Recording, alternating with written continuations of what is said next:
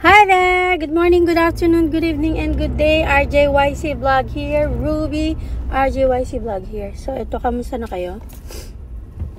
Pag-usapan natin na mabilisan itong nangyari kay Torre. So, confirm na nga daw na sinibak na at naligwak si Nicolas Torre III as the PNP chief.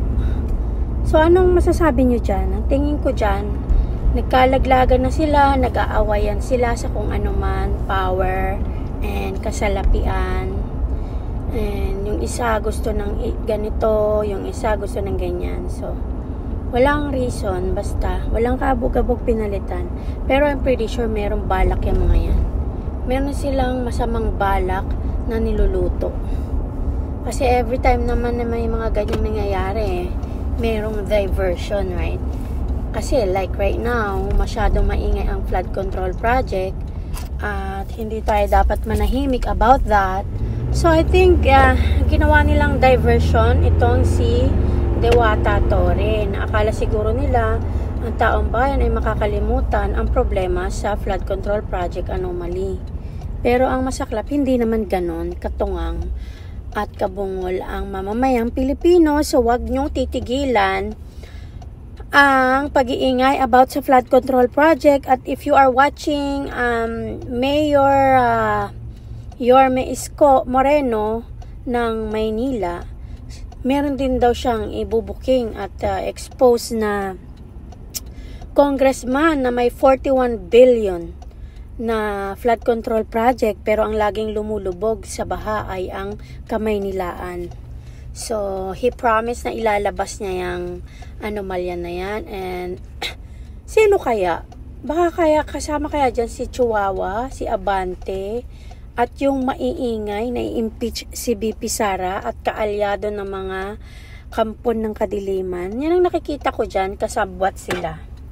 Ang tingin ko kasabwat sila dyan sa anomaly ng flood control sa Maynila. Kasi kung meron silang bilyon-bilyon na flood control money, bakit lumulubog pa rin ang Maynila sa baha? Number one, na lumulubog sa baha ang Kamaynilaan. Right? So, dyan makikita nyo na talagang nagsabwatan ang mga kampon ng kadiliman sa pagnanakaw sa pera ng taong bayan. Habang sila ay full force sa pagpapatalsik kay BP Sara bilang Vice Presidente para hindi na makatakbo sa susunod na halalan ng pagka-presidente, dahil takot sila na kapag nasilip ang kanilang pagnanakaw sa kaban ng bayan ay for sure talagang ipapakulong sila ni BP Sara. Naniniwala ako dyan. Kaya maghanda-handa na yung mga ginayupak na yan na walang ginawa kundi magnakaw na lang, nagmangnakaw sa kaban ng bayan.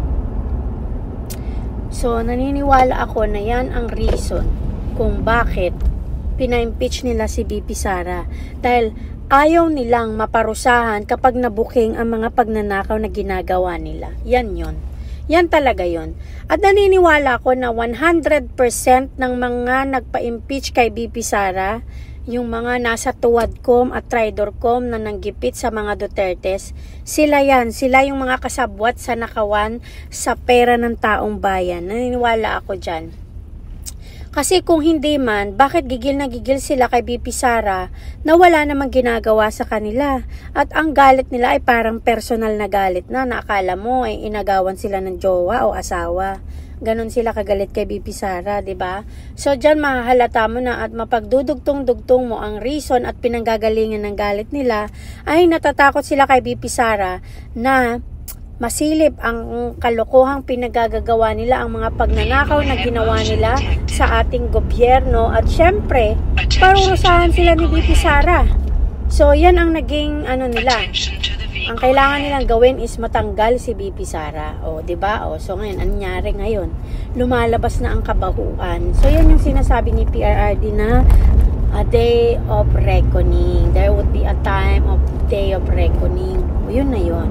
At saka ang gaba ay dili gyud magsaba. Yun yun. So, abangan natin ang susunod na kabanata kung paano isa-isang makukulong yung mga Janimales na yan na nagbibigay ng problema sa bansang Pilipinas at ang pagnanakaw nila sa taong bayan para magkamal ng sala-salaping pera para sa kanilang sariling kapakinabangan. Okay? Naniniwala ako na mayroong katapat na kaparusahan ang pinaggagawa ng mga Janimal na to na pagnanakaw sa pera ng taong bayan.